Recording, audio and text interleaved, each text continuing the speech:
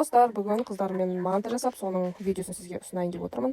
Бұл мантының бір ерекшелігі, бұл манты ішек-қарыннан жасалған. Ішек-қарынның фаршына, арнайы дайындалған фаршына бірінші картоп пен жуаны аршып алып, измельчителден өткізіп барып, әбден ұсақтап барып салдым. Измельчитель айтпақшы алып алсаңыздар болады, өте қолайлы, өте тиімді құрал екен. Өзі 5-ақ мың теңгеге алдым бұл измельчительді. Сөйтіп не керек, тиктоктан көріп алған, хит болып жатқан осындай жабық мантыны жасап көрмекші болдым. Бірақ өзім енді сайлы жасадым, бір-екі рет тиктоктан қарап алдым да.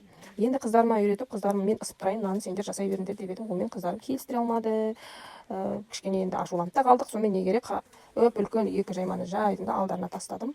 Сақитып тұрып тез-тез қырғын мантыны жасап, мантабаркеге салып, кейін қайнатып, пісіріп, сонымен әртүрлі формадағы мантыны семьямызбен жеп алдық. Ал ішек-қарыннан манты жейтіндеріңіз бар ма? Стористерге салсам, ішек-қарында көбісі дерлік ұнатады екен. Ал 30% оқырманның ішек-қарынды жеуге қарсы екен. Негізі қазақ ата-бабамыздан бері қарай ішек-қарынды далаға тастамаған халықпыз. Ал бізге ас болсын.